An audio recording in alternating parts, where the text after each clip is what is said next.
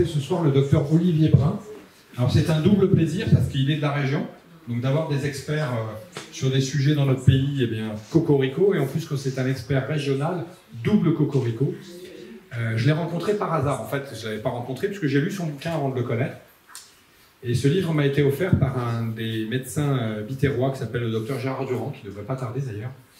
Et ce bouquin est très important parce qu'il aborde un sujet qui est, en fait, quels sont les impacts sur la santé humaine du changement climatique et de la pollution. Et en fait, on en parle très peu parce que quand on parle en France changement climatique, on parle biodiversité, les océans qui montent et les températures qui augmentent ou qui diminuent, mais il est très rare de parler des effets sur la santé humaine. Il est très rare d'en parler d'une part à des médecins, mais il est également très rare d'en parler à des citoyens que vous êtes, vous et moi. Et si on prend tous le sujet en main, justement, de ce changement climatique et de cette surconsommation, notamment d'énergie fossile, eh bien, on arrivera dans les années qui viennent à faire baisser nos impacts. Alors, c'est le but de cette maison, puisque tout à l'heure, tu me demandais, mais en fait, vous êtes qui ici, vous faites quoi? Alors, la plupart, vous nous connaissez, mais tout le monde ne nous connaît pas. Donc, en une minute, vous expliquez qui nous sommes. Et bien, à la base, on est, pour la plupart, des professionnels de santé qui avons décidé, très modestement, de changer le monde de la santé de l'intérieur, c'est-à-dire de faire en sorte d'identifier les impacts qui sont générés par ce secteur, et ensuite, eh bien, de réduire ces impacts. Donc, on travaille aussi bien sur la consommation énergétique, sur la gestion et la revalorisation des déchets, sur la qualité de vie et le bien-être au travail, sur la prévention des risques chimiques, en passant par tout ce qui concerne l'alimentation des enfants, des nouveau-nés, des femmes enceintes, les cosmétiques. Voilà, en clair, on essaie de faire bouger les lignes dans un secteur qui devrait être exemplaire sur tous ces sujets-là. Et qui dépasse. Et à peu près une fois par mois, on organise soit des cafés santé, c'est le premier vendredi de chaque mois, ou le deuxième, je ne sais plus, le premier, je crois. Et puis on organise des conférences aussi, comme ça, avec des interlocuteurs qui ont envie de s'exprimer. Donc si un jour vous avez envie de vous exprimer, Christelle, c'est quand vous voulez. Vous êtes les bienvenus, l'idée étant que, eh bien, entre experts et citoyens, on puisse partager la connaissance, c'est le but ici. Donc Olivier, vous avez la parole. Le timing de ces réunions-là, eh bien, on essaie de concentrer l'information sur une trentaine de minutes, si c'est possible, pour après privilégier l'échange avec les gens qui sont là. Et un grand merci d'avance. Merci. Il faut que je me mette où pour Par là, c'est l'idéal. Avant de commencer, je voulais dire 3 petites choses. La première, c'est remercier. Et pour moi, je suis très content d'être là parce que c'est une expérience que je n'ai pas encore. C'est-à-dire que depuis que j'ai fait ce petit bouquin et ce petit diaporama, je l'ai présenté à des toubibs, des pneumologues, parce que je suis pneumologue, à des médecins généralistes, parce que j'en ai plein dans mon quartier, et aussi une fois à un cercle écologique, mais à des lanceurs d'alerte ou à des citoyens. C'est la première fois que je le fais, et c'est une expérience qui va, je suis sûr, me plaire. Deuxième chose que je voulais dire en introduction, c'est que... salut Gérard. C'est le seul visage connu ici, alors je vais m'appuyer sur lui. La deuxième chose que je voulais dire, c'est que j'adore poser des questions. Et pour une fois que c'est moi qui suis en position de répondre, je vais essayer de ne pas être trop long pour qu'on ait la place de poser et d'essayer de répondre à toutes les questions qu'on traite au sujet qui n'est pas le réchauffement climatique, mais qui est la pollution atmosphérique. Et vous allez voir, ce n'est pas tout à fait pareil. Mais il y a beaucoup de points communs. Et la troisième chose que je voulais dire, c'est que je suis ici de façon tout à fait libre et bénévole. Je ne travaille pas pour moi, mais je travaille pour la collectivité, et notamment pour ce bien commun qui est l'air qu'on respire. Donc, j'ai pris le titre qu'on m'avait donné. J'aurais pu appeler ça la pollution pour les nuls. Mais je ne vous connais pas assez pour me permettre de vous traiter de nul. Mais enfin, en général, les gens ne connaissent pas grand-chose à la pollution. C'est un sujet pourtant particulièrement d'actualité. Et là, vous avez en haut une diapo, une photo du premier congrès mondial de l'OMS en novembre sur le sujet exactement de ce soir. Donc, dans le monde entier, on s'est réunis à Genève au mois de novembre pour essayer, enfin moi j'y étais pas, mais disons que c'est un sujet particulièrement brûlant.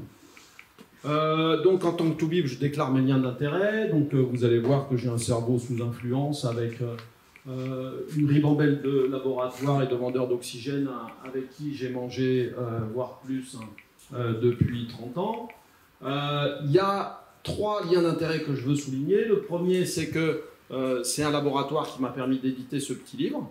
Donc vous pourriez me soupçonner de vouloir le vendre, mais vous auriez tort, parce que de toute façon, il n'est pas à vendre. Donc c'est un faux procès. Deuxième lien d'intérêt, j'ai 3 enfants. Vous pourriez me soupçonner de vouloir améliorer la qualité de l'air pour leur futur, et vous auriez raison, mais je pense qu'on est tous dans cette situation, à quelques exceptions près. Troisième lien d'intérêt qui peut poser problème, je fais quand même partie de plusieurs associations environnementalistes, et pour aggraver mon cas, je suis apiculteur amateur, donc vous pourriez vous dire que j'ai un intérêt particulier pour que, disons que j'ai fait un livre qui est à charge. Et vous auriez tort parce que, ne serait-ce que le titre, ça se voit pas très bien ici, il y a peut-être une lumière à éteindre, mais le titre c'est La pollution est-elle dangereuse, c'est-à-dire que je me suis vraiment posé la question. Je fais partie des gens qui pensent qu'un message est plus pertinent quand il est honnête. Donc je me suis vraiment posé la question, est-ce qu'on va tous mourir de la pollution ou est-ce que c'est un faux problème? Et donc j'ai mené l'enquête. Pourtant, il existait un certain nombre de livres, mais il n'y en a aucun qui me satisfaisait, donc j'ai la prétention, c'était un peu prétentieux, mais j'ai essayé de faire la synthèse moi-même. Donc voilà le plan que je vous propose. Vous voyez que c'est pas très académique. Pourquoi? Parce que je voudrais essayer de susciter votre attention, parce que c'est un sujet qui n'intéresse pas grand monde. La photo passe mal, mais disons que ça c'est une photo que j'ai prise au congrès de pneumologie où Gérard était peut-être à Lyon l'année dernière, et le fil rouge, c'est-à-dire le thème principal de notre congrès de pneumologue, c'était la pollution, et il n'y avait personne dans la salle. Et 2 ans avant, j'avais fait la même photo à Londres, là aussi c'était le congrès européen, le plus gros congrès de pneumologie, et dans les sessions pourtant qui étaient le thème principal du congrès, il y avait pas grand monde non plus. Alors je me suis demandé pourquoi. Pourquoi les gens, les médecins en particulier, s'intéressent peu à la pollution. La première raison, c'est qu'il y a pas mal de facteurs de confusion. C'est assez difficile à comprendre. Et parmi ces facteurs de confusion, j'ai mis en numéro 1 le réchauffement climatique, qui n'est pas exactement le même problème, puisque le réchauffement climatique est lié à des gaz à effet de serre, comme le gaz carbonique en numéro 1. Et le gaz carbonique n'est pas un polluant dangereux pour la santé en tant que tel. Deuxième facteur de confusion, l'ozone. On nous a dit pendant très longtemps, il y a un trou dans la couche. Donc on s'est dit, un trou dans la couche d'ozone, c'est un bien précieux. Donc on a toujours pensé que l'ozone c'était quelque chose de super et qu'il fallait c'était un bien précieux. Puis maintenant on nous dit, il y a de la pollution à l'ozone. En fait, les deux sont vrais, c'est-à-dire que la pollution à l'ozone qui nous intéresse, c'est la pollution troposphérique, c'est-à-dire la première couche de l'atmosphère, alors que le trou dans la couche d'ozone est dans la stratosphère. Donc le bon ozone est tout là-haut et le mauvais ozone est dans les 10 premiers kilomètres. Et d'ailleurs, on devrait, au lieu de parler de pollution atmosphérique, on devrait parler de pollution troposphérique, si on voulait être précis. Troisième facteur de confusion, il y a un vrai problème de santé publique, notamment dans les pays pauvres, qui est lié à la combustion de la biomasse. La biomasse, c'est tous c'est le bois, mais ça peut être aussi la bouse de vache, les résidus de canne à sucre, enfin toutes les matières organiques qui sont brûlées soit pour se réchauffer, soit pour faire cuire, dans des espaces mal ventilés, avec des combustions incomplètes. Et donc, on se retrouve avec une pollution qui, cette fois-ci, est intérieure, mais qui est à l'origine de beaucoup de décès, beaucoup de pathologies. Mais ce n'est pas le sujet d'aujourd'hui, parce que ça fait partie de ce qu'on appelle la pollution intérieure. Au même titre que dans les pays riches, on a aussi, quatrième facteur de confusion, ces pollutions intérieures qui sont un petit peu différentes, qui sont liées au plastique qui rejette des composés organiques volatiles, par exemple, ou au tabagisme passif. Tout ça, c'est la pollution intérieure, donc ce n'est pas notre sujet. Deuxième raison pour laquelle on ne s'y intéresse pas, c'est que finalement, nous, les médecins, on s'intéresse aux malades. Et ces histoires de pollution, c'est des problèmes d'épidémiologistes, c'est des problèmes de chercheurs, c'est des problèmes de journalistes.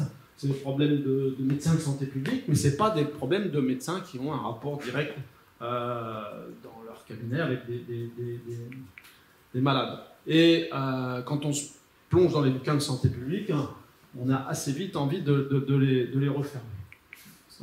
Troisième raison pour laquelle on s'intéresse peu à la pollution, c'est qu'on pense que le problème est derrière nous. Le problème est derrière nous, et c'est vrai que quand on regarde les courbes, vous voyez, ça c'est les courbes des différents polluants qui sont mesurés par les stations de mesure. Au niveau européen, on voit que les courbes vont quand même globalement vers la descente, et que du coup, pourquoi s'intéresser à un truc qui est en train de se résoudre? On a mieux à faire avec le cancer, etc., etc. Quatrième raison, c'est que c'est vraiment compliqué de s'intéresser à ces particules. Vous voyez qu'il y a... Là, j'ai mis que les termes français, hein, j'ai pas mis les termes anglais pour pas vous embrouiller, mais enfin, vous voyez que c'est assez compliqué entre les PM2,5, les particules fines, très fines, ultra fines, grossières, PM0,1, tout ça, il y a de quoi se mélanger. Et pourtant, j'ai essayé de simplifier. Mais la preuve que tout le monde se mélange, c'est que ça, c'est un mail que tous les médecins ont reçu de la Direction Générale de la Santé, donc les gens qui, normalement, sont les plus au courant. Eh bien, ils avaient appelé les particules fines, pardon. Vous voyez là, les particules fines, ils les avaient appelées PM10, alors que les particules fines, c'est les PM2,5. Donc même eux, qui sont supposés nous apprendre des choses, se trompent. Et puis les normes, vous voyez qu'on a des normes qui sont assez compliquées à suivre. Ça dépend des polluants, bien sûr, mais ça dépend de la durée d'exposition, ça dépend des pays, et en plus, ça dépend des années, parce que chaque pays essaye de faire des progrès, donc change ses normes. Il faut savoir que le terme norme est pas du tout satisfaisant, parce qu'il n'y a pas de pollution normale. C'est comme si vous disiez, il y a un tabagisme normal. Non, la pollution, c'est des seuils, c'est des valeurs cibles, c'est des seuils réglementaires, mais on ne doit absolument pas appeler ça des normes. Vous voyez aussi sur ce tableau, enfin c'est pas très visible, mais que l'OMS a des valeurs cibles beaucoup plus exigeantes que le reste du monde, parce qu'ils n'ont pas de contraintes économiques, donc ils nous tirent vers le moins de pollution possible, et puis les pays essayent de suivre, mais jusqu'à présent, on n'y arrive pas vraiment. Cinquième raison, par rapport à d'autres pathologies, il n'y a pas de Tchernobyl, il n'y a pas de mésothéliome, il n'y a pas de microcéphalie, il n'y a pas de scandale du Mediator, etc. Donc du coup, ça, vous allez voir, ça augmente un petit peu les accidents vasculaires cérébraux, mais il n'y a pas de maladie spéciale, il n'y a pas on parle un peu des pics, mais enfin, ce n'est pas des catastrophes aussi médiatisables que d'autres pathologies. Donc finalement, on se retrouve un petit peu comme la grenouille qui cuit lentement dans son eau chaude. Vous connaissez cette parabole qui est souvent utilisée à propos du réchauffement climatique. Si vous prenez vos grenouilles, vous la plongez dans l'eau bouillante, elle a la force de sortir. Si vous la mettez dans l'eau tiède et puis que vous la faites bouillir, elle se laisse cuire à petit feu et elle n'a pas l'énergie de sortir. C'est un petit peu le même problème pour la pollution. Mais il faut s'intéresser à la pollution. Alors pourquoi il faut s'intéresser à la pollution? Après tout ce que je vous ai dit, on a des bonnes raisons. La première, c'est que nous, les pneumologues, on s'est déjà pas mal fait enfumer par le passé. Je ne vais pas revenir sur le scandale de l'amiante, je ne vais pas revenir sur le scandale de la silice, c'est un peu plus ancien. Mais quand on s'intéresse au tabac, vous voyez cette image où là, il y a tous les cigarettiers qui sont réunis devant un haut conseil aux États-Unis en 1994 et qui jurent leur grand Dieu que la nicotine n'est pas addictive, alors que dans leur rapport interne, ils le savent depuis plus de 30 ans. Donc tout ça est très bien raconté dans un livre, là, vraiment je vous le conseille, surtout que vous êtes des lanceurs d'alerte, là, il faut que vous ayez lu ce bouquin qui raconte vraiment comment les scientifiques organisent la désinformation par d'autres scientifiques. Et d'ailleurs, c'est tout le problème du lobbying. Et les scandales actuels ne sont pas que allemands. Je vous ai montré, il n'y a que Gérard qui peut reconnaître ce monsieur-là, mais c'est un pneumologue éminent qui a juré, vous avez entendu parler de ça, il a juré devant le Sénat qu'il n'avait pas de conflit d'intérêts, mais il était payé par Total. Et après, il disait que la pollution, c'était pas dangereux. Donc, il s'est fait condamner à de la prison avec sursis, ce qui est un bel exemple. deuxième raison, c'est que c'est un vrai problème de santé publique. Pourquoi il faut s'y intéresser? C'est que vous regardez, ça c'est ce qui est publié dans une grande revue. Je ne vais pas vous assommer trop de revues, mais vous voyez, le Lancet, c'est un peu ce qu'on fait de mieux en médecine. Et vous voyez que la pollution, c'est en nombre de décès dans le monde, c'est le facteur numéro 1. Hein? La pollution, c'est devant le tabac, devant l'alcool, devant la malnutrition, les accidents de la route, la toxicomanie, le sida, le paludisme, la tuberculose. La pollution, c'est numéro 1. Alors vous allez me dire, oui, mais c'est pas que la pollution atmosphérique, vous avez raison, parce que il y a aussi la pollution de l'eau, il y a aussi la pollution professionnelle, la pollution des sols. Mais si vous regardez la pollution de l'air, celle qui nous intéresse, c'est la courbe rouge, et vous voyez que finalement, quasiment à tous les âges de la vie, elle est quand même en numéro 1. Hein, c'est l'occasion de voir que d'ailleurs la pollution, elle atteint surtout les deux extrêmes de la vie. Là aussi, vous pourriez me dire, bah oui, mais c'est la pollution de l'air, mais vous venez de nous expliquer qu'il y avait la pollution de l'air intérieur, de l'air extérieur, et vous auriez encore une fois raison, c'est-à-dire que cette pollution intérieure que j'ai appelée la biomasse, eh bien finalement, cette pollution intérieure est responsable de la moitié des décès. Donc c'est énorme. Mais reste l'autre moitié, c'est celle qui nous intéresse. Et puis, bon, bah là, on en a parlé beaucoup ces derniers jours, c'est pour ça que j'ai rajouté cette diapo. Mais la façon de calculer les décès liés à la pollution, finalement, on sait, il y a des spécialistes qui nous disent, des épidémiologistes qui nous disent qu'on s'est trompé dans notre façon de compter et qu'en fait, ça serait beaucoup plus. Donc, les chiffres que je donnais jusqu'à présent, c'est-à-dire dans le monde, à peu près 3 à 4 millions de morts, je ne vais pas vous assommer de chiffres, mais bon, c'est bien d'avoir les sources. 3 à 4 millions de morts dans le monde, en fait c'est plutôt 8 millions, d'après les nouveaux calculs. Les enfants de moins de 5 ans, 130 000. L'Europe, 500 000. 800 000 selon les nouveaux chiffres. USA, Grande-Bretagne, je n'ai pas vu les nouveaux chiffres. Et en France, 48 000. Vous savez qu'on sort tout le temps ce chiffre de 48 000 morts par pollution. Et en fait, d'après les nouveaux calculs, ça serait plutôt 67 000. Donc, ça fait beaucoup de morts. Il y a une autre façon de compter, c'est de se dire, oui, mais vous avez vu, c'est surtout des vieux, donc il y a une autre façon, c'est de se dire combien de mois ou d'années on perd à cause de la pollution. Et là, il y a une étude assez fameuse qui a comparé les villes européennes et qui a trouvé que, grosso modo, en France, c'était à peu près 6 mois de vie. Ça veut dire que tout le monde perd 6 mois d'espérance de vie par rapport à s'il vivait dans une atmosphère où il y aurait de la pollution avec des normes OMS. Ce n'est pas par rapport à zéro pollution, c'est juste par rapport à une pollution, au moins si on allait au seuil préconisé par l'OMS. Et puis le nouvel article qui vient de sortir, là, lui, il parle plutôt de 2 ans. Donc c'est quand même, et si on va en Asie, c'est beaucoup plus. Donc c'est quand même beaucoup de se dire que, bon, bah, on est tous impactés. Ça ne fait pas beaucoup par personne, mais ça fait tout le monde. Ça, c'est juste pour rajouter qu'il y a des articles très sérieux qui s'intéressent à la mortalité des bovins après les pics de pollution et qui arrivent à montrer qu'après un pic, les bovins meurent davantage. Troisième raison pour laquelle il faut s'intéresser à la pollution, c'est que ça coûte très cher. Vous vous souvenez de ce rapport du Sénat, il y a 2 ans, maintenant 2 ou 3 ans, 100 milliards. 100 milliards par an qui partent en fumée, c'est l'occasion de le dire. Et sur ces 100 milliards, il y a plus des 2 tiers qui sont liés à la santé. Il y a aussi d'autres choses sur les rendements agricoles, sur les bâtiments, etc. Mais la grande partie correspond à des dépenses de santé. Donc 2 tiers de 100 milliards, ça fait quand même 66 milliards. C'est beaucoup. Une autre façon de parler de coût, c'est de dire que là, c'est une autre façon, c'est l'OCDE, donc c'est au niveau mondial. Ils disent que ça va finir par nous coûter 1% du PIB mondial en 2060, si on continue comme ça. Vous voyez, la courbe va en s'aggravant. Bon. Donc, si cette courbe s'aggrave, c'est qu'en fait, la pollution va en augmentant. Je vous ai montré tout à l'heure des courbes qui montraient que ça allait plutôt en diminution, mais c'était les polluants mesurés au niveau européen.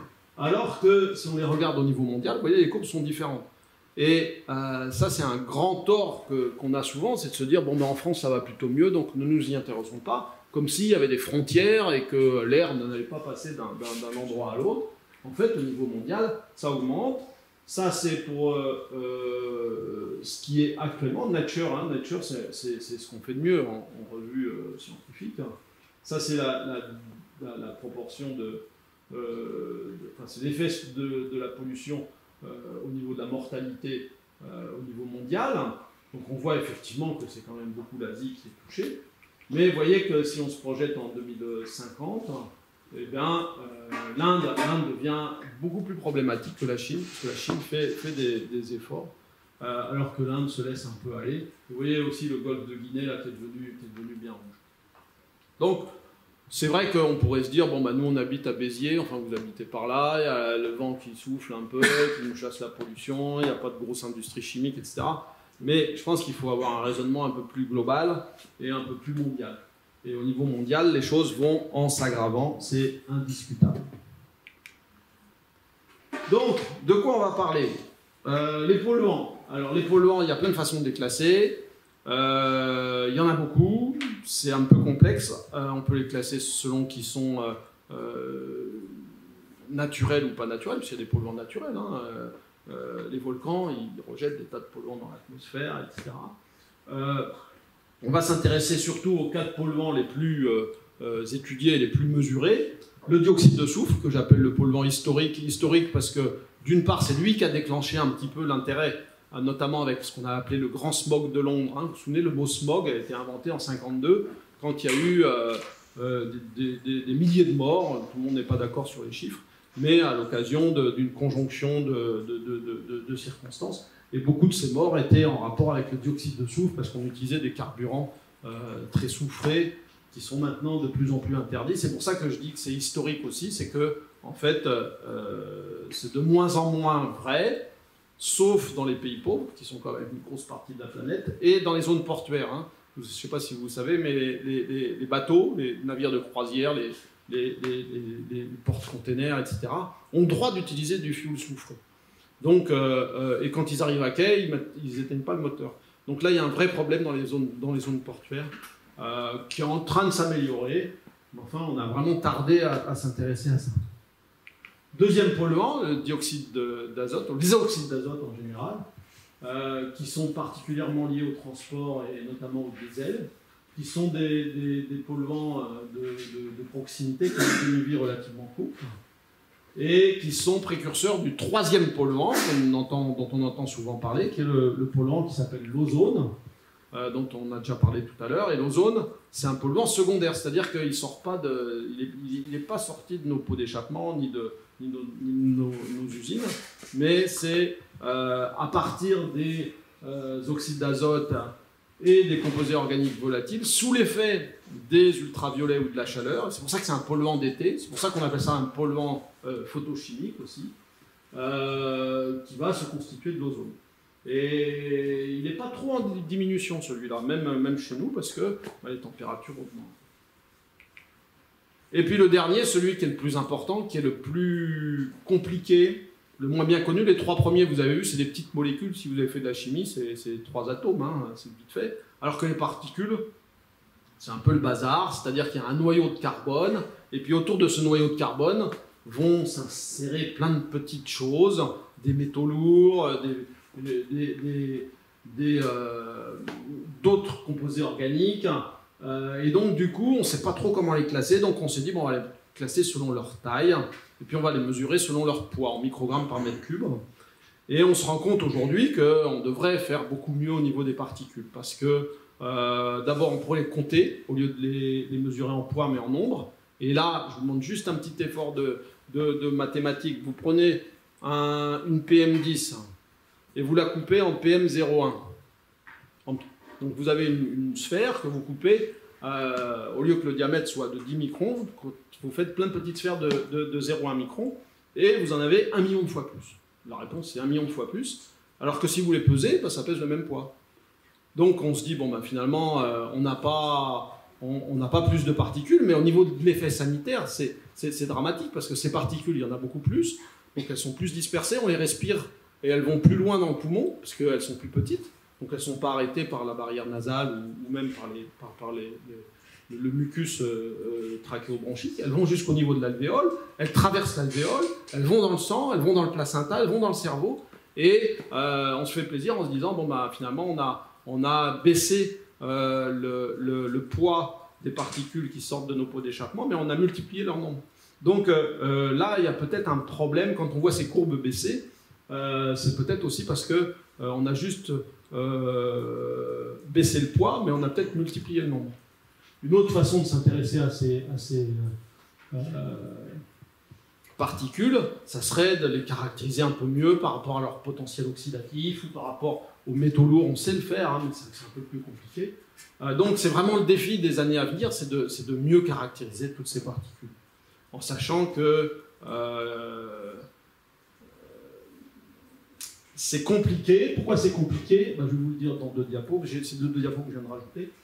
Ça, c'est juste un résumé de ce qu'on vient de dire. C'est-à-dire qu'il y a une évolution des polluants. Vous savez, on avait des polluants très visibles, parce qu'on avait beaucoup d'usines, et puis on avait des mauvais filtres, et puis on avait beaucoup de suie et beaucoup de carburant soufré.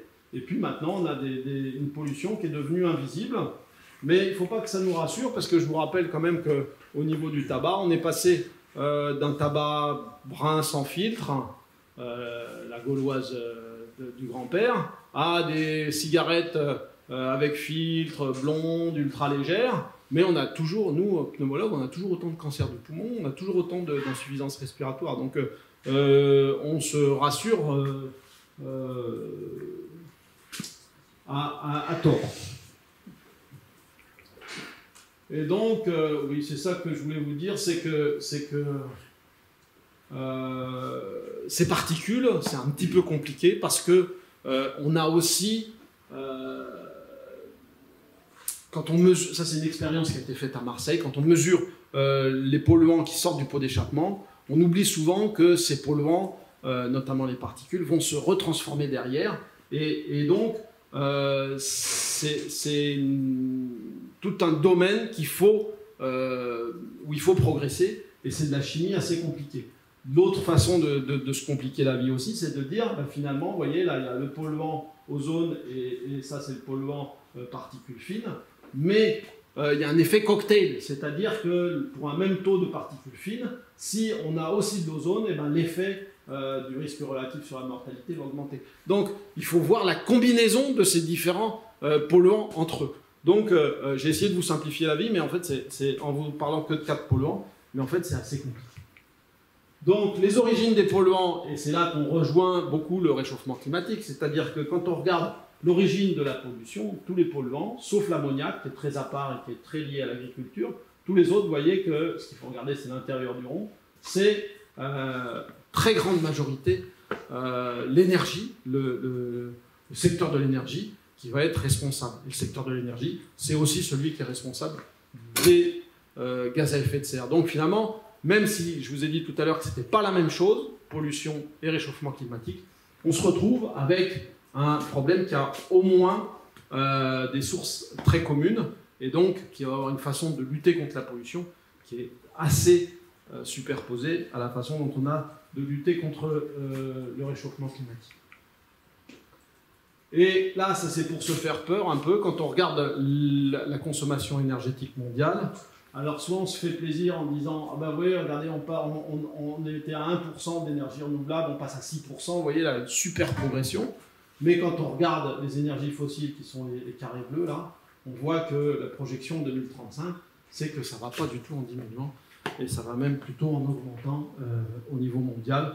Donc ce n'est pas les 6 petits pourcents d'énergie renouvelable qui vont régler le problème. Ça, je vais passer. Ça, c'est par contre, c'est intéressant, c'est de savoir qu'il y a une autre source de pollution, et là qui est un peu différente, qui n'est pas liée directement au réchauffement climatique, et qui est la consommation de bois de chauffage. Et notamment, là, vous voyez, c'est la vallée de l'Arve. Ça, c'est pas des nuages de beau temps, hein. Il y a le Mont Blanc là-bas derrière.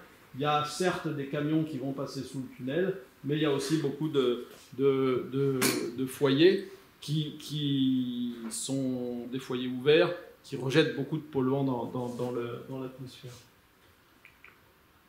L'exposome, hein, c'est comme ça qu'on parle, nous les médecins, on aime bien mettre des trucs en home à la fin, comme le génome, l'inverse du génome, ce qui n'est pas lié directement au gène,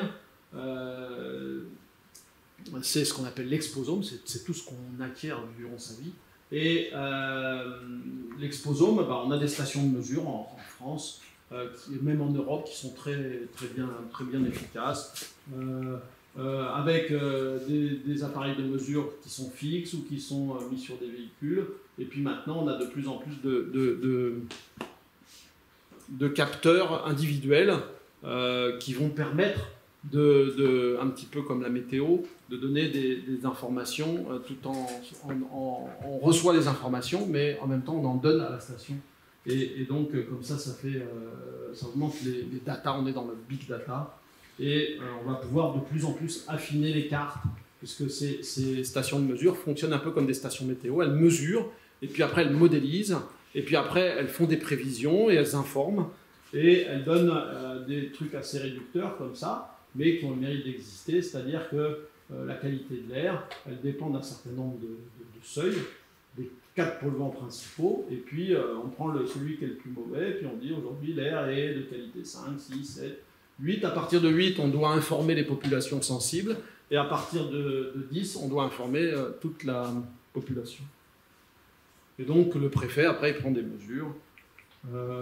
Juste ça, c'est pour qu'on relativise un petit peu. Vous voyez, c'est pour le même taux de PM10, prenons 100 par exemple.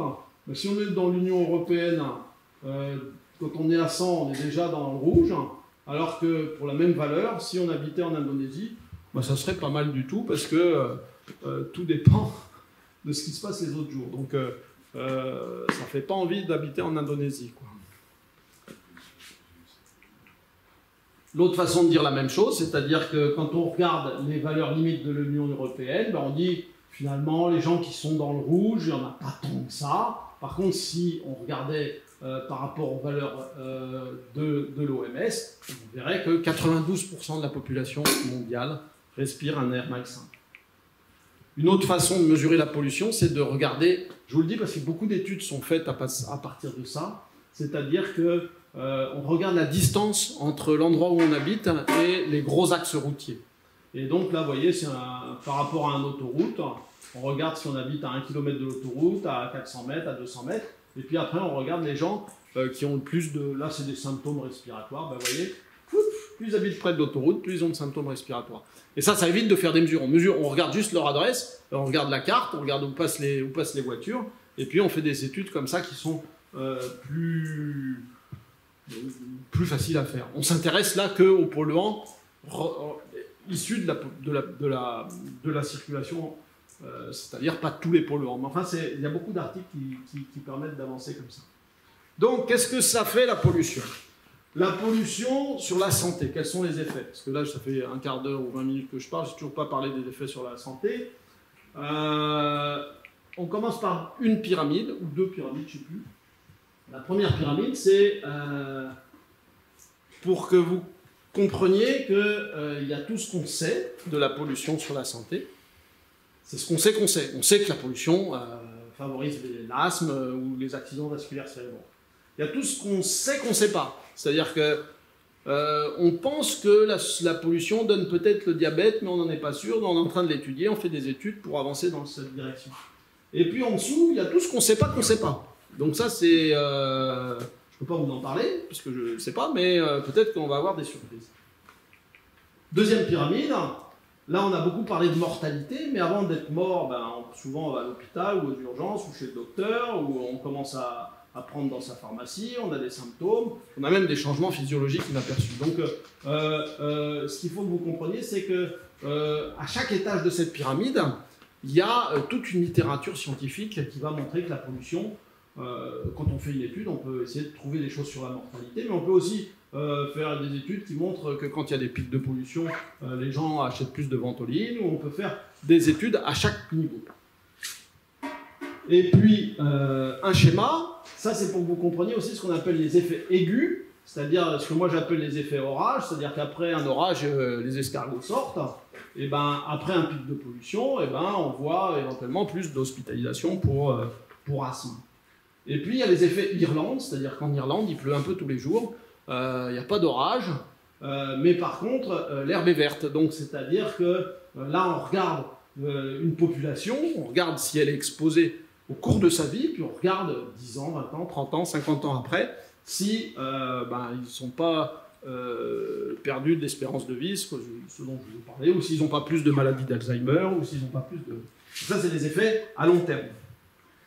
Donc, à partir de ces deux pyramides et de ces deux schémas, j'ai fait un petit tableau avec, si on a une surexposition aiguë, soit on a une exposition chronique, et puis on regarde ce que ça donne, qu'est-ce que dit la littérature.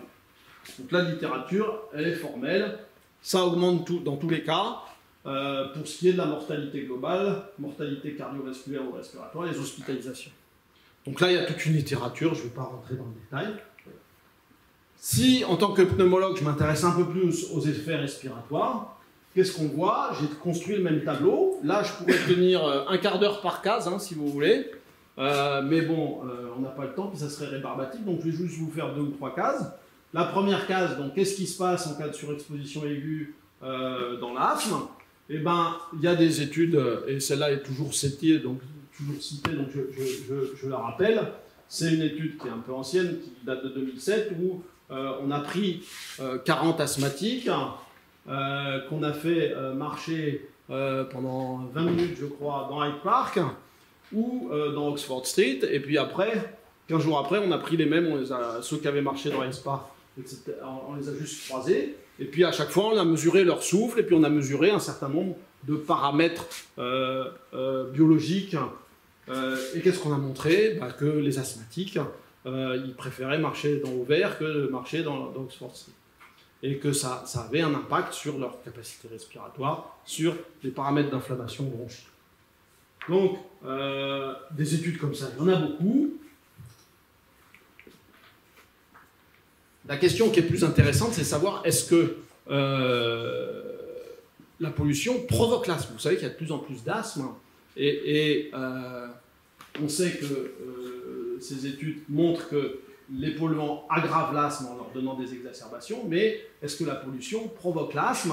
Eh bien, pour ça, qu'est-ce qu'on fait? On prend des cohortes, je ne vous en mettrai pas trop des diapos comme ça, même si j'en ai 300, mais c'est ce qu'on appelle des études de méta-analyse. Donc ça, chaque ligne correspond à une étude elle-même qui s'est intéressée à des cohortes de nouveau-nés. Donc on a pris des nouveau-nés, on les a regardés vivre, on a regardé où est-ce qu'ils habitaient, on a regardé qu'est-ce qu'ils respiraient comme truc, et puis on a regardé ce qu'ils devenaient pas plus asthmatiques. Et la réponse c'est plutôt oui. Donc si je remplis mon tableau, vous voyez, là j'ai une grosse flèche parce que chez l'asthmatique, le mettre dans la pollution, ça va pas, son asthme ne va pas aimer. Est-ce que de faire grandir un enfant dans la pollution, il a plus de chances de devenir asthmatique? Oui, mais c'est plus difficile à démontrer. Donc la flèche est plus petite. Donc je vous fais pas la BPCO, mais on peut montrer à peu près la même chose. Je vous fais juste le cancer parce que on en parle tout le temps. Vous avez entendu que l'OMS avait déclaré que l'air qu'on respirait était cancérigène certain pour l'homme. Donc ça, c'était en 2013. Avant d'être certain, l'OMS se base sur les études. Donc on avait les cases d'avant, c'est possible, puis probable, puis certain. Tout ça, ça repose sur toute une série d'études. Il faut savoir qu'en 2012, les fumées de diesel étaient déjà passées comme cancérigènes certains selon le CIRC, le Centre international de recherche sur le cancer, donc un organisme qui dépend de l'OMS. Et puis malgré cette déclaration, ce consensus, il y a encore des gens qui ont dit mais non, c'est pas dangereux. Donc il y a eu d'autres études qui ont été faites après ça, qui ont montré que même chez la femme, même chez le non-fumeur, même si l'exposition n'est pas massive, eh bien on avait la même chose. Donc je ne sais pas s'il faut inventer un nouveau terme pour dire indiscutable, qu'on arrête de discuter, la pollution donne le cancer. Oui, c'est certain, c'est indiscutable. Ceci étant, il ne faut pas oublier que le tabac, c'est 100 fois plus. C'est-à-dire que le risque de cancer, il est faible, individuellement faible. Mais il existe. C'est un peu comme le tabagisme passif. Alors que le tabagisme actif, c'est 100 fois plus. Donc il ne faut pas dire « Ah oui, moi j'ai le cancer du poumon, c'est la faute de la pollution, alors qu'on fume 3 paquets par jour. » Il faut relativiser un petit peu. Donc voilà, donc la flèche est bien large aussi. Et après, je ne vais pas vous faire les autres, mais enfin, vous voyez qu'il y a plus d'infections quand on est exposé à la pollution, il y a plus de fibrose, il y a plus d'allergies, il y a plus de phlébite, d'embolie.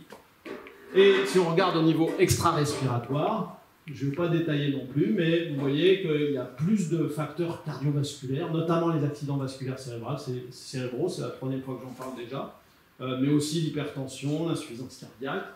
Il y a beaucoup de choses au niveau de la femme enceinte.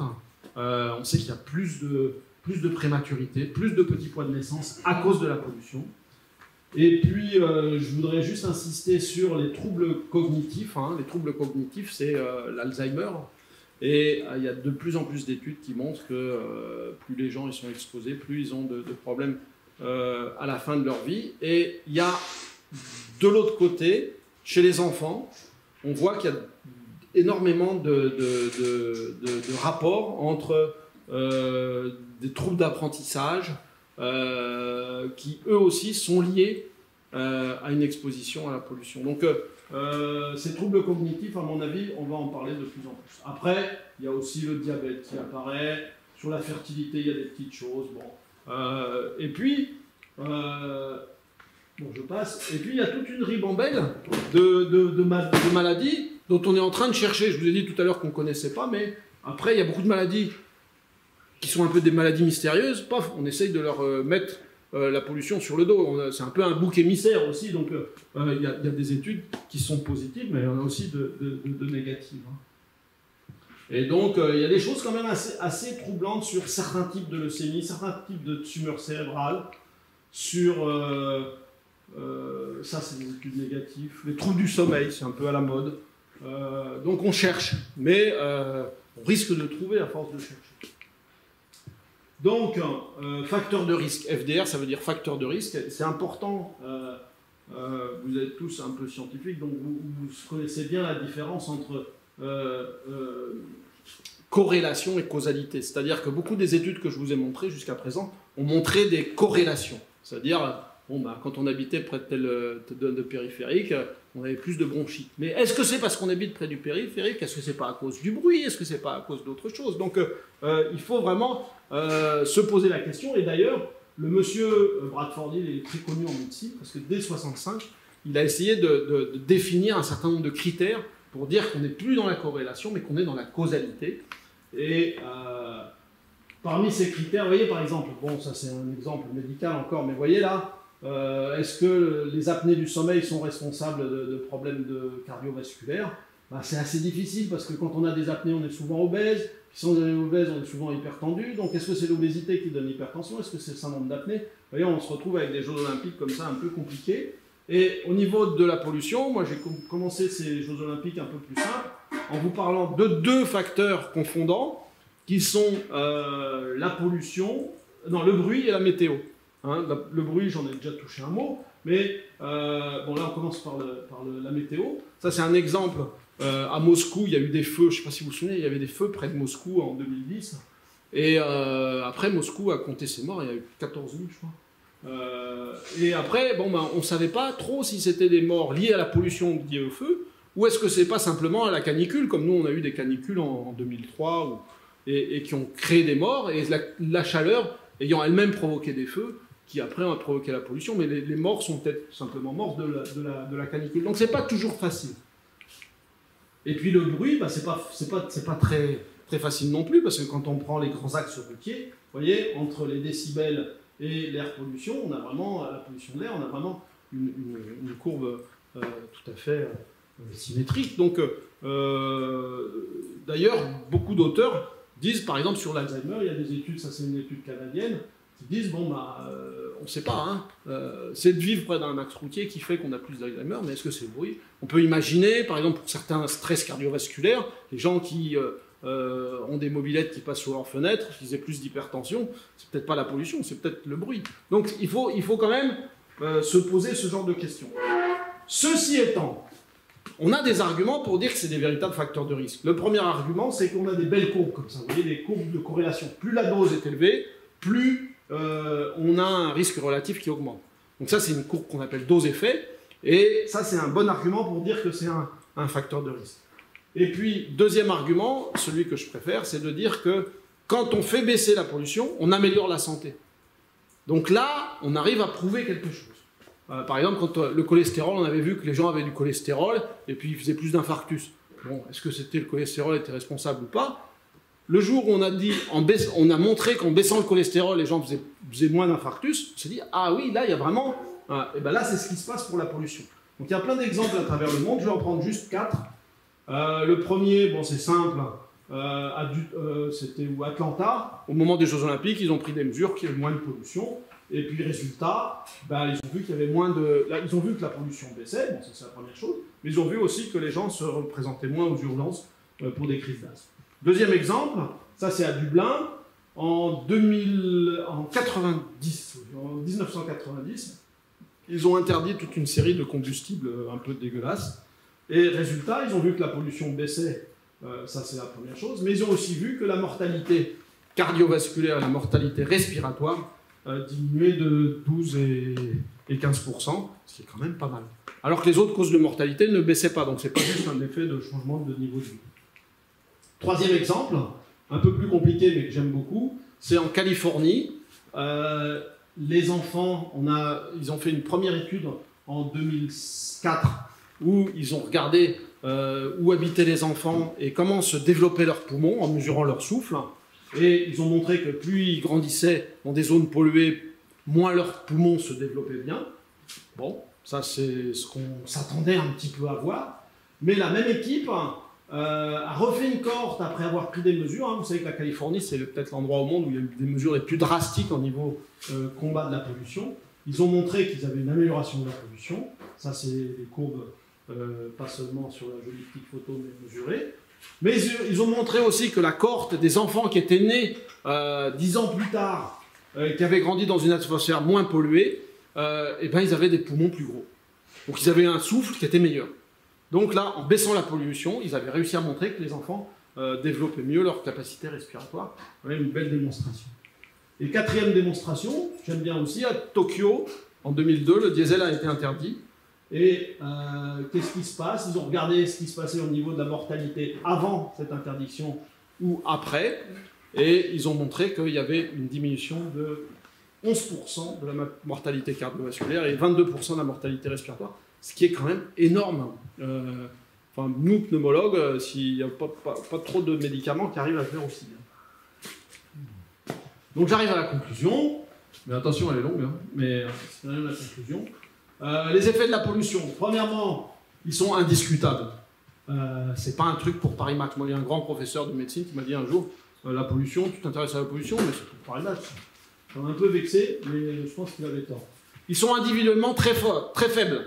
C'est-à-dire que la pollution, pour un individu donné, ça va lui augmenter son risque de faire toutes les maladies que je vous ai montrées, ou même de mourir, mais de très peu.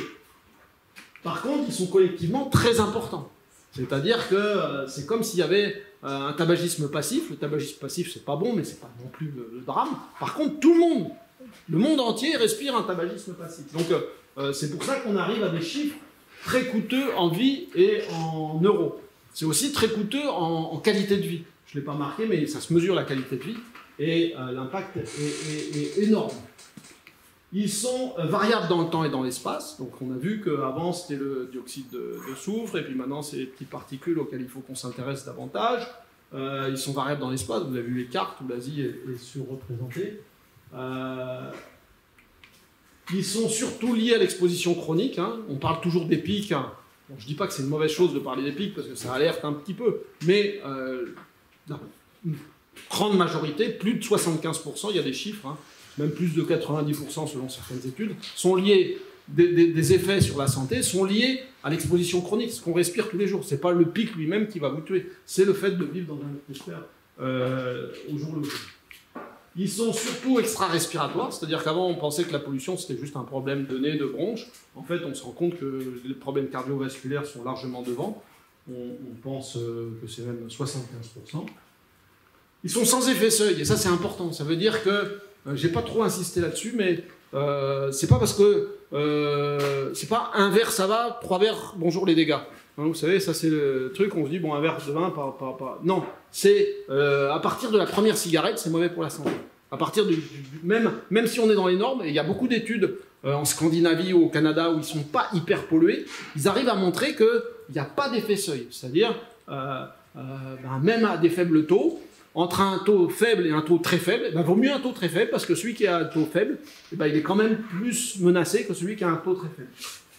Vous avez compris l'idée de l'effet seuil. Ils sont évitables.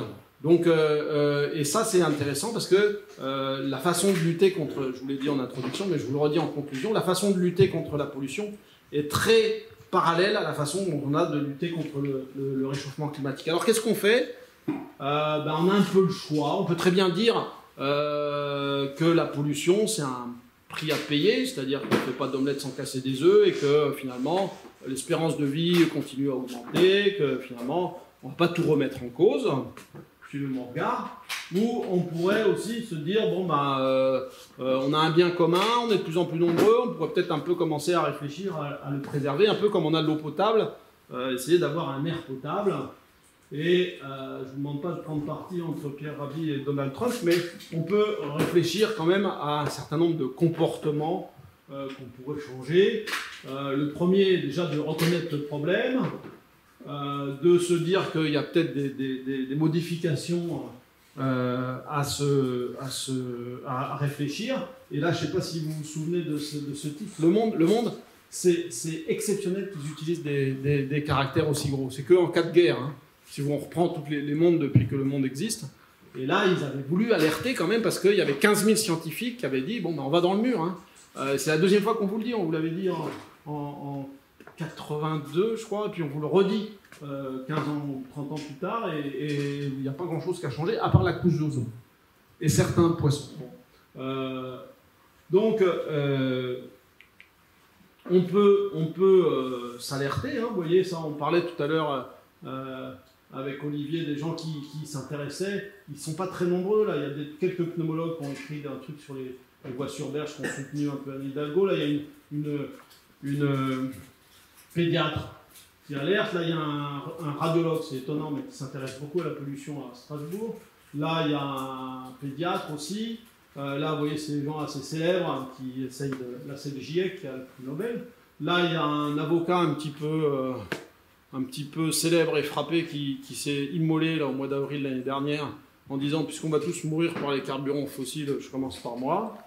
On n'est peut-être pas obligé d'aller jusque-là, hein. Enfin, disons qu'il a fait parler de lui. On peut lire ou écrire des bouquins, et puis on peut réfléchir à notre façon de produire, parce que c'est quand même au cœur du problème. À notre façon de consommer aussi. J'aime assez cette photo sur les circuits courts.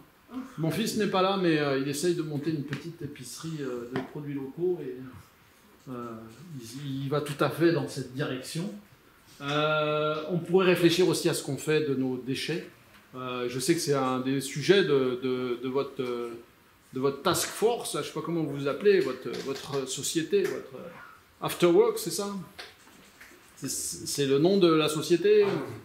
Non. Le nom de la société, c'est Primum Non Nocere. Ah, Primum Non Nocere, c'est marqué là, je suis bête. Hein. Donc, Primum Non Nocere, vous êtes en plein dans le problème, et notamment dans les milieux médicaux, on est vraiment nuls, hein, nous, au niveau de ce qu'on jette, ce qu'on gaspille, c'est hallucinant. Et d'ailleurs, tiens, si vous voulez, je vous raconterai pourquoi j'ai mis le programme de notre congrès dans cette page-là. On peut aussi réfléchir à la façon d'utiliser les espaces naturels. On peut, alors à propos d'espaces naturels, là c'est plus spécifique à la pollution, il faut vraiment faire attention à la façon dont on brûle. Je l'ai évoqué tout à l'heure à propos de la vallée de l'Arve, mais il faut essayer, si on se chauffe au bois, d'utiliser des foyers fermés avec un label flamme verte. Et si on a des déchets verts, plutôt les mettre au compost que les brûler dans son jardin. Bien sûr, réfléchir à la façon dont on produit et on utilise l'énergie, vous l'avez vu, c'est vraiment le cœur du problème. Et pour ça, il faut voir comment on aménage nos villes, il faut voir comment on isole nos bâtiments, il faut voir comment on se déplace. Moi, je suis un militant du vélo, donc c'est un sujet qui me tient à cœur, mais aussi le train de nuit.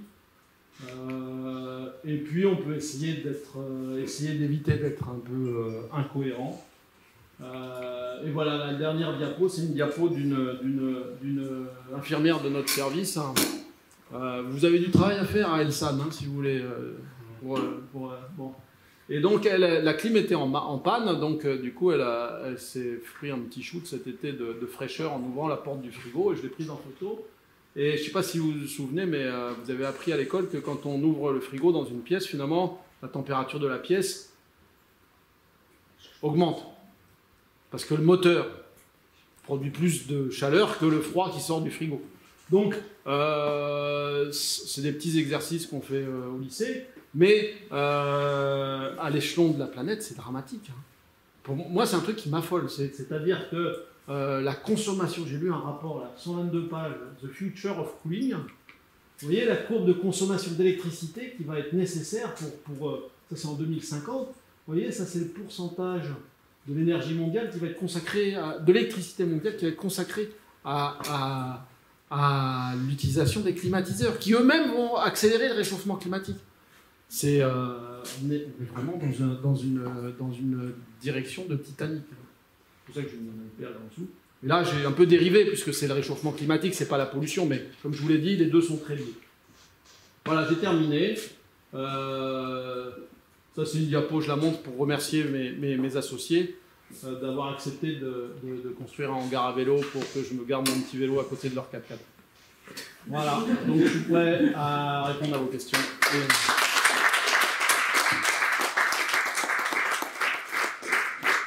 Et surtout, n'hésitez pas pour les questions. Enfin, j'ai peut-être débordé, je sais pas, mais j'aime bien qu'il y ait des questions.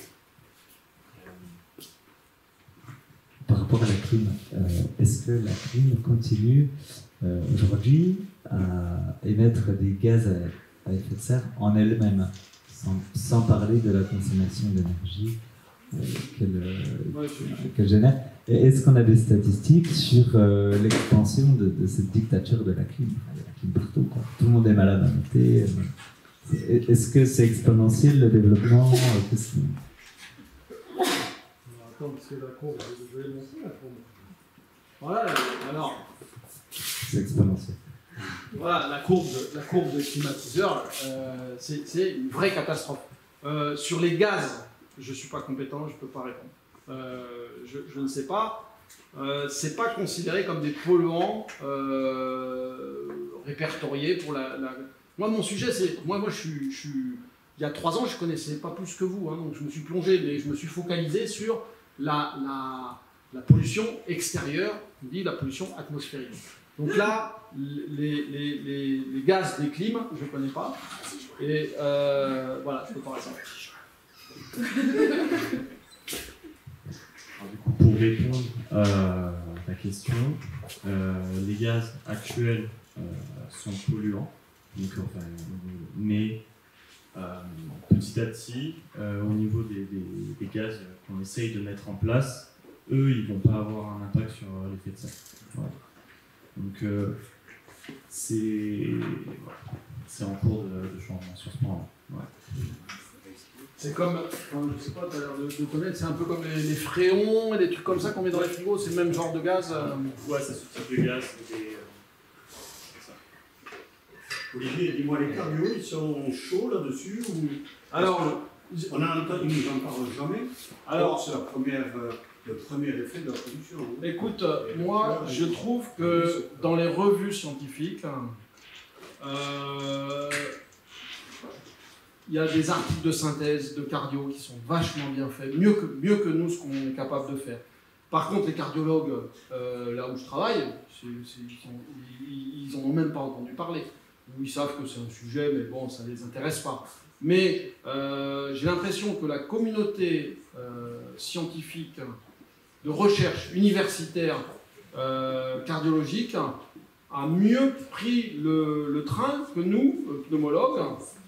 Et par exemple, au niveau des mécanismes, je ne vais pas parler de ça parce que mais ça n'intéresse pas tout le monde, mais au niveau des mécanismes d'action de cette pollution, comment elle fait pour être nocive? Bon, ben nous, les pneumologues, depuis 30 ans, on dit la même chose que pour le tabac, que pour tout, c'est le stress oxydatif. Donc, depuis que je suis en culotte courte, on a toujours parlé du stress oxydatif, mais les articles, ils sont toujours bloqués là-dessus. Alors que tu regardes les cardiologues, putain, ils vont chercher des tas de choses sur l'activation de certains facteurs de la coagulation. Moi, je trouve que les cardiologues se décarcassent un peu plus que nous. Mais je ne prends pas de cardiologue de tout le monde, je prends pas de cardiologue de terrain. Les universitaires. Les universitaires, alors après il y a des pays qui s'intéressent plus, les chercheurs, etc. Bon, puis ils ont une puissance de recherche qui n'est pas la même, hein, plus d'argent que nous. Et les nanoparticules, parce que ça c'est la pollution du futur. Alors, PM01 et nanoparticules, c'est synonyme. C'est-à-dire quand on dit particules ultra fines, alors tu vois, il y a plein de termes, mais particules ultra fines, ça veut dire que la dimension, la plus grande dimension de ta particule fait moins de 100 nanomètres. Et c'est la même définition que nanoparticules. Alors, nous, enfin, je ne fais pas partie, mais les gens qui s'intéressent à la pollution, ils utilisent le mot particules ultra fines, ou PM01, et les gens qui travaillent sur les bienfaits des nanoparticules, parce qu'il y en a peut-être, hein, eux, ils utilisent plutôt le mot nanoparticules. Mais en fait, la définition physique est la même. Après, tu as des nanoparticules dont l'atome principal est un métal comme l'or, alors que les nanoparticules, nous, qui nous concernent, sont plus avec des noyaux carbone. Et ça, c'est de la chimie, tu vois, je fais le savant, mais je ne pourrais pas aller beaucoup plus loin. Justement, excusez-moi, au niveau du diesel, parce qu'on a entendu les commissions contraires, alors il y a des études qui tendent à montrer que les nouveaux diesels seraient moins polluants, et d'autres études qui disent, mais en fin de compte, c'est parce qu'on ne mesure pas justement les micro et les nanoparticules. Donc voilà, j'aimerais connaître votre avis par rapport à ça. Alors, le match diesel, voiture électrique ou voiture à essence, hein, alors, je comprends que vous y compreniez rien parce que en fait il n'y a pas vraiment de réponse entre. On va parler juste pour commencer de diesel essence. Au niveau des oxydes d'azote, je l'ai dit, un des 4 polluants. Au niveau des oxydes d'azote, il n'y a pas photo. Le diesel produit plus d'oxyde d'azote. Mais je vous ai dit que la plus grosse partie de la pollution sur la santé, c'était plutôt les particules. Au niveau des particules.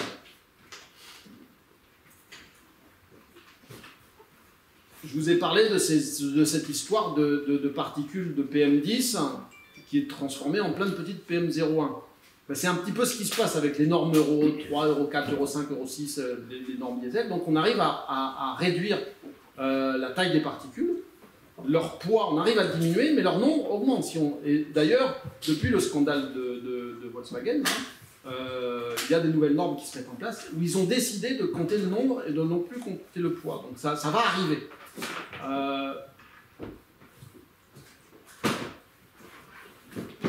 Moi, mon point de vue, c'est qu'il faut dépasser ce débat, et même dépasser le débat de la voiture électrique. C'est-à-dire que c'est un peu radical comme point de vue, mais c'est pas envisageable, c'est pas soutenable, pour utiliser les mots qui plaisent, d'imaginer que 9 milliards d'individus vont avoir chacun leur voiture individuelle qui pèse 2 tonnes et qui roule avec un moteur électrique, thermique, peu importe, puisque l'électricité, il faut bien la produire. L'électricité, on se fait plaisir en disant... D'ailleurs, en 2014, Bolloré et Renault se sont fait retoquer par le jury de déontologie publicitaire, parce qu'ils avaient utilisé des panneaux publicitaires en disant « voilà la voiture propre, la voiture écologique qui arrive ». C'était le terme propre et écologique. Et en fait, ils ont été condamnés parce que si on est un petit peu, si on réfléchit un peu, il faut bien produire cette électricité. Donc, au niveau de la pollution, la voiture électrique a un petit plus parce que la pollution n'est pas faite dans les grandes villes. C'est-à-dire, on va produire l'électricité à la campagne et puis on va l'utiliser à la ville. Donc, au niveau de l'émanation de certains polluants, parce qu'il reste quand même les polluants quand on roule sur la route, il y a des petites particules liées aux freins, liées aux pneus, etc., liées à l'abrasion de la route, etc. Tout ça, ça va rester. Hein. Donc, il ne faut surtout pas penser que la voiture électrique va tout régler.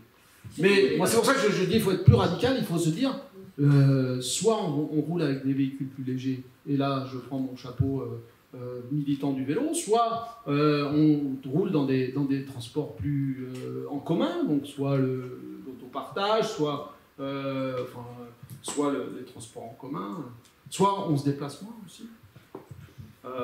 peut-être pas, enfin, vous connaissez toute l'histoire qu'on entend tout le temps. Là. Il y a eu un accident une fois dans la vallée du Rhône entre un camion de tomates qui arrivait de Hollande et qui allait livrer des tomates au sud de l'Europe, et il a fait un accident contre un camion qui prenait des tomates du sud de l'Europe qui allait livrer au Benelux. Donc voilà, il faut réfléchir à tout ça. Mais donc, je n'ai pas vraiment répondu à votre question parce que c'est difficile. Au niveau, un argument qu'on entend souvent, c'est de dire les voitures diesel sont meilleures pour le réchauffement climatique parce qu'elles consomment moins, donc elles produisent moins de CO2. Hein, on consomme, je ne sais plus moi j'ai une R5, mais pas diesel, mais je crois que c'est 4 litres au 100 pour les... Et puis enfin, on consomme un peu plus quand on a une voiture à essence. Donc on se dit, bon ben finalement, pour le réchauffement climatique, il vaut mieux un diesel. Mais en fait, l'ADEME a fait des études qui montrent que c'est plus compliqué que ça, parce que le diesel, il faut bien qu'il soit livré dans les pompes à essence. Or, le diesel, on va le chercher plus loin, parce qu'il n'est pas raffiné en France, donc il faut transporter le diesel jusqu'à là. Le cycle de fabrication d'un moteur diesel est plus coûteux en empreinte carbone. Donc finalement, le bilan carbone d'une voiture diesel et d'une voiture à essence est à peu près identique d'après l'ADEME. Et le bilan de la pollution, il est quand même pas très en faveur du diesel, notamment à cause des oxydes d'azote, mais aussi des particules qui sont plus fines. Donc je ne suis pas très favorable au diesel. Mais je ne suis pas très favorable à la voiture en général. Non mais je dis je, mais en fait c'est, je veux dire, la conclusion de mon enquête, c'est pas moi individuellement. Le problème c'est qu'à un temps, en dehors de la voiture, je ne sais pas, vous parliez tout à l'heure des gros cargos ou des... C'est une pollution énorme quoi, par rapport même à la pollution des voitures.